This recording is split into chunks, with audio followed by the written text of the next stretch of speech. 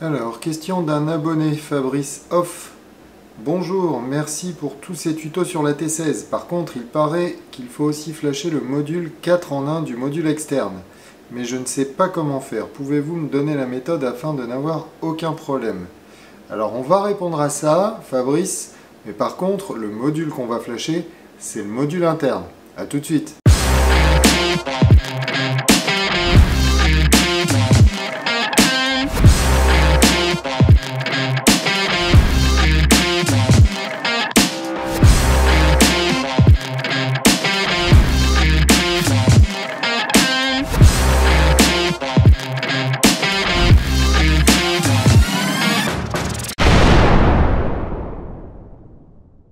Salut les pilotes, c'est Stéphane, Windy FPV, j'espère que vous allez bien, ça me fait très plaisir de vous retrouver. Alors aujourd'hui, on va faire un nouveau tuto sur la T16 et je vais vous expliquer comment flasher le module d'émission interne de votre T16. Alors si vous avez suivi mes tutos, vous avez vu qu'on avait installé un module interne à notre T16 de base. Si vous avez par exemple une T16 Pro ou une T16 Pro Plus, vous avez aussi un module interne. Alors ce qu'il faut que vous fassiez d'abord, c'est aller vérifier la version qui est installée sur votre module interne. Alors je reprends mes notes. Si vous avez une version 1.2.5.1, donc avant, pour aller vérifier cette version, il faut que vous alliez sur un modèle que vous avez créé et sur lequel vous utilisez ce fameux module interne multiprotocole. Ensuite, vous descendez et vous allez avoir le numéro de version. Donc comme je vous disais tout à l'heure, si vous avez une version 1.2.5.1, il va falloir le flasher. Par contre, si vous avez une version 1.2.8.5 ou une version supérieure, c'est pas la peine de le faire, donc vous n'avez pas besoin de regarder ce tuto théoriquement. Alors, du coup, ce qu'on va faire, c'est qu'on va installer un petit module. Je vais tout vous expliquer. Le module, c'est un CP210. C'est un petit module qui va permettre en fait de communiquer, donc la communication entre votre ordinateur et puis le module. On va installer un bootloader parce que dans la version actuelle, la 1.2.5.1, il n'y a pas de bootloader, ce qui fait qu'on ne peut pas le flasher directement en interne en passant par exemple par la carte SD. Et là, une fois, normalement, d'après tout ce que j'ai compris, une fois qu'on aura installé cette nouvelle version, on n'aura plus besoin de le reflasher de cette façon-là, donc on n'aura plus besoin non plus de réouvrir la radio. Donc on va tout de suite passer au tuto, on va ouvrir la radio, je vais vous montrer comment installer donc ce petit CP210 et puis on va aller ensuite sur l'ordinateur pour faire le flashage directement donc de la nouvelle version du firmware pour notre module interne. A tout de suite.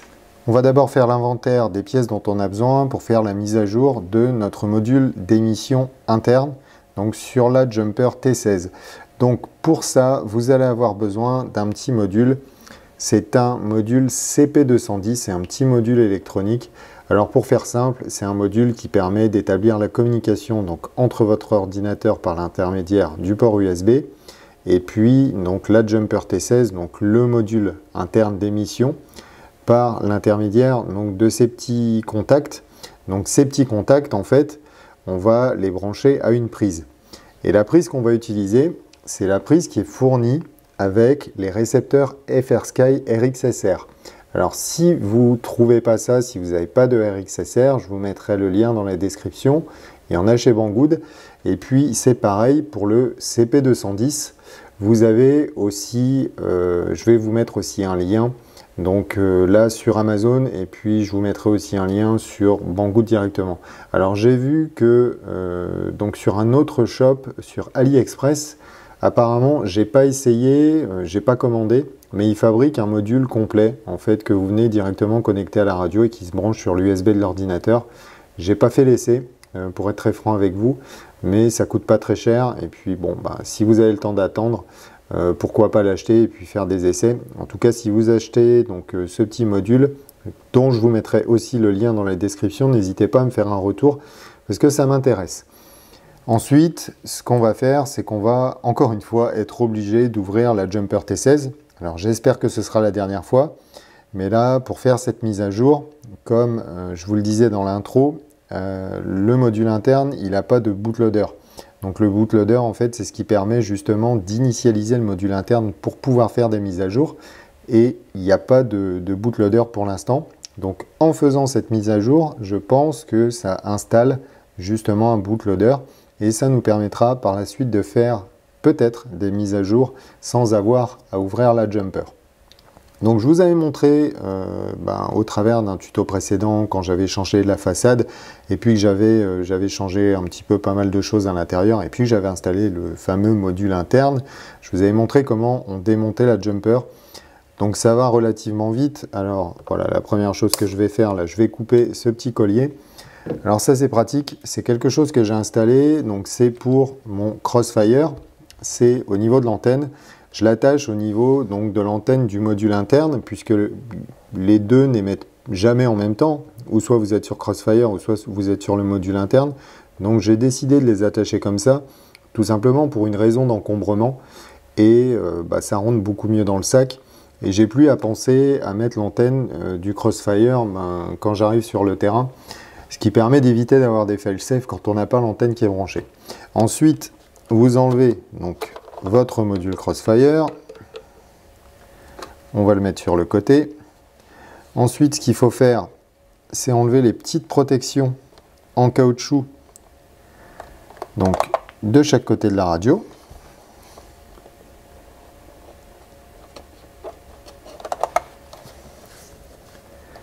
Et une fois que vous avez fait ça, il faut que vous enleviez aussi donc, les petits caoutchoucs qui sont sur l'arrière de la radio. Et ça va vous permettre d'accéder aux vis. Une fois que c'est fait, vous avez donc deux petites clés à laine ici, enfin deux petites vis à laine qu'il faut enlever. Alors il me semble que c'est du 2. On va vérifier ça tout de suite. Et ben non, c'est pas du 2. C'est plus gros, c'est du 2,5.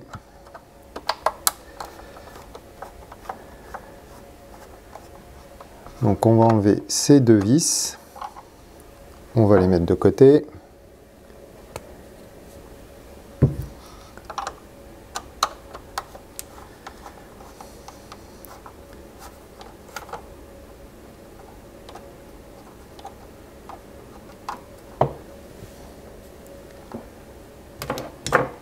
Voilà, et là ça vous permet en fait donc de faire ressortir l'antenne. Faites attention à ne pas trop tirer dessus puisqu'au bout il y a notre module interne. Ensuite on va retirer donc toutes les vis de fixation donc qui permettent de tenir en gros la plaque arrière de la radio.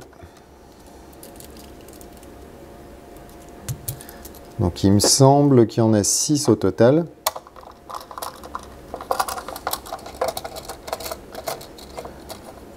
Et puis moi, par la même occasion, le fait d'ouvrir la radio, ça va me permettre aussi d'augmenter un peu la dureté au niveau des manches. Parce que, surtout au niveau du manche des gaz, je l'avais réglé, mais c'est quand même assez faiblard.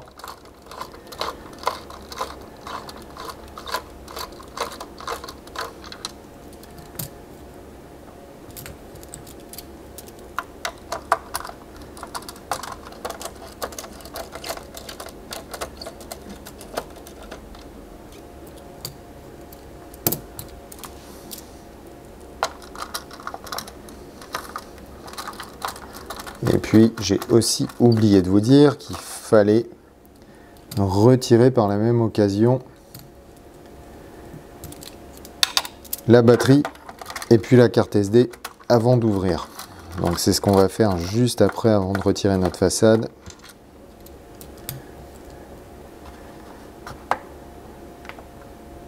Alors je sais pas pour vous, mais moi c'est toujours super dur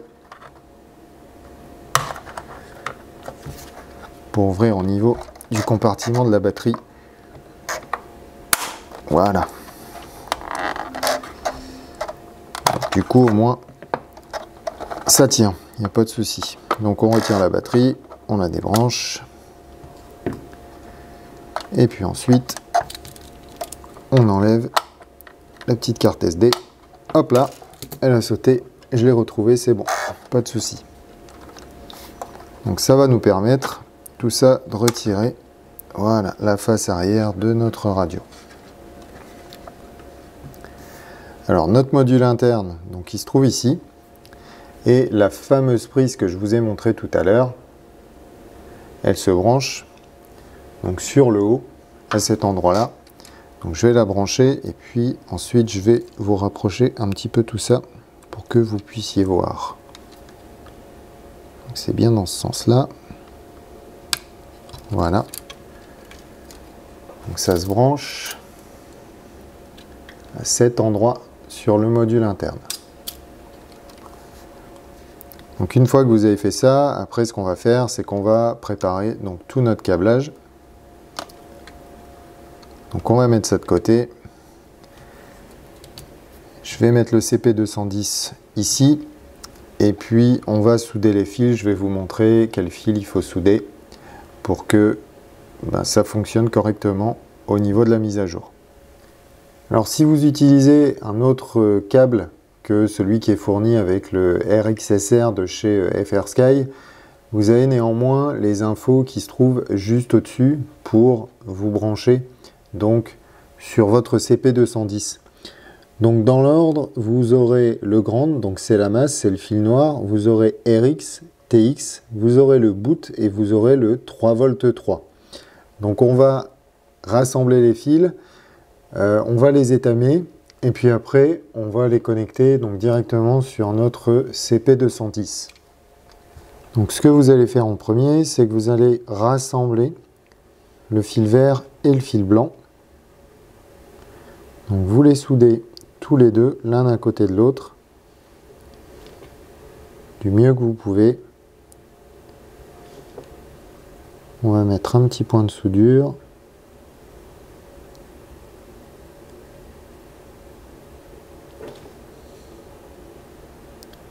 C'est toujours plus facile à dire qu'à faire, hein.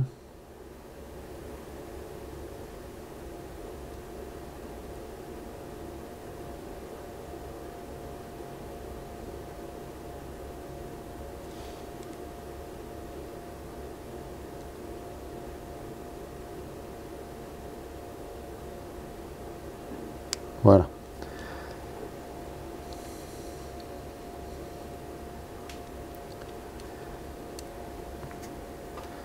Et puis ensuite, on va étamer donc toutes les connexions dont on a besoin. Donc on va avoir besoin du 3V3, on va avoir besoin du RXI, on va avoir besoin du TXD et on va avoir besoin du grand. Donc vous étamez tous ces contacts.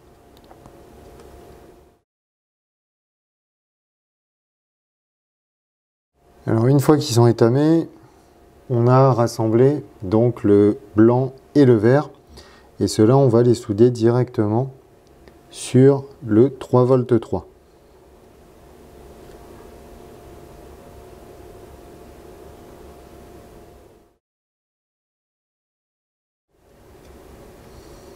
Le fil jaune on va le souder sur RXI.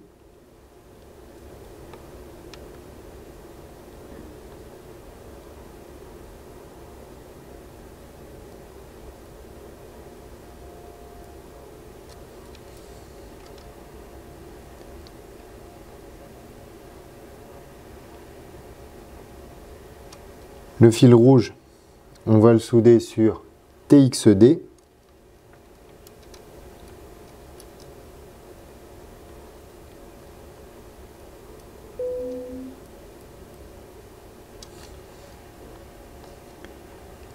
Et puis le fil noir, on va le souder sur grande, donc sur la masse.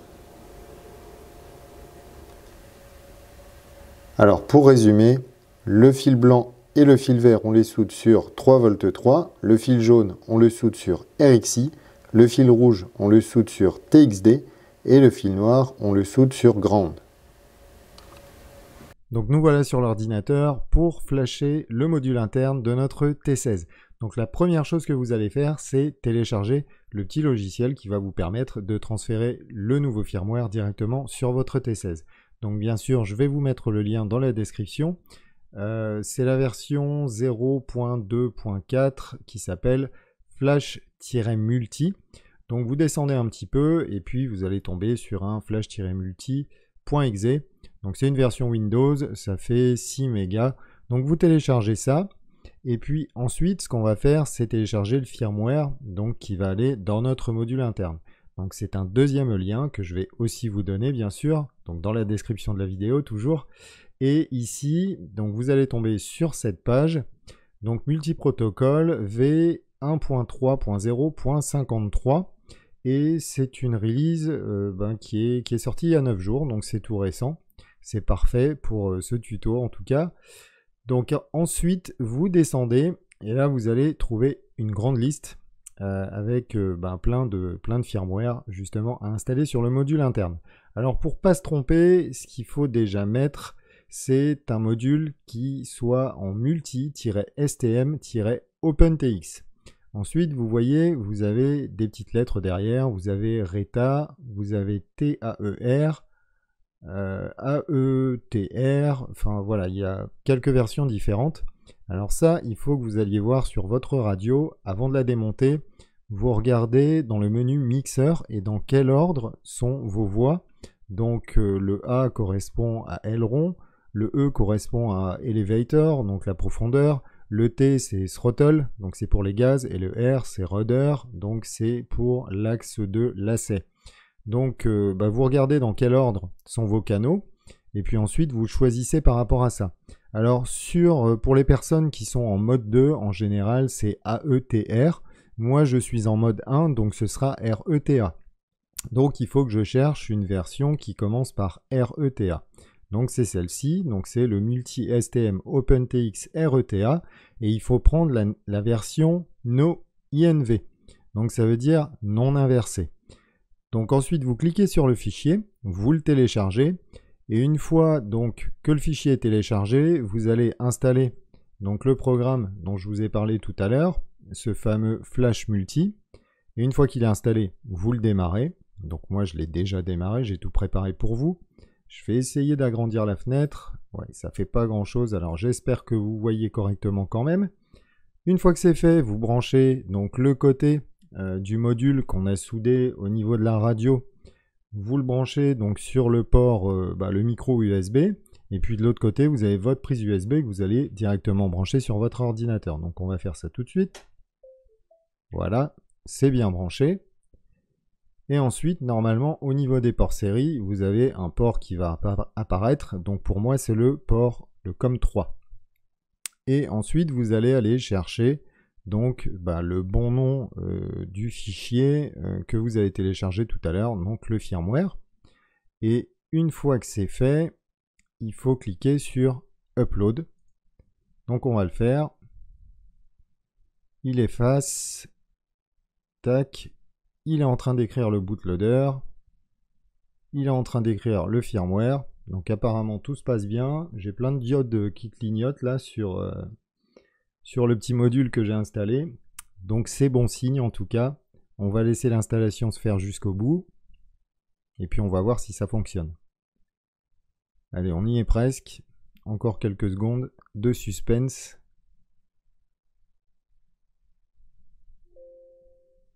Voilà, il a été updaté avec succès.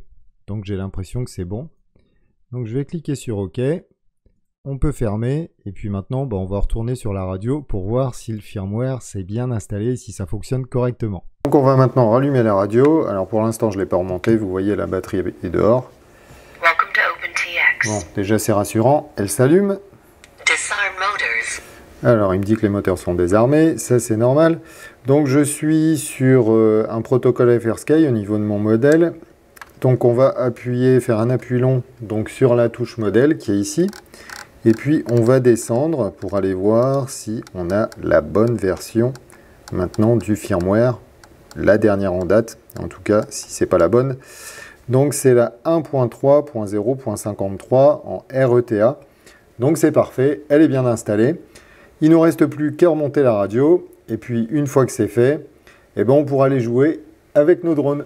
Donc voilà, vous savez maintenant comment flasher le module interne de votre Jumper T16. J'espère que cette vidéo vous aura plu. Si c'est le cas, comme d'habitude, n'hésitez pas à mettre un petit pouce, à commenter la vidéo et puis bien sûr à vous abonner à la chaîne. En attendant, et comme d'habitude, je vous souhaite de très bons vols et puis je vous dis à très bientôt. Ciao!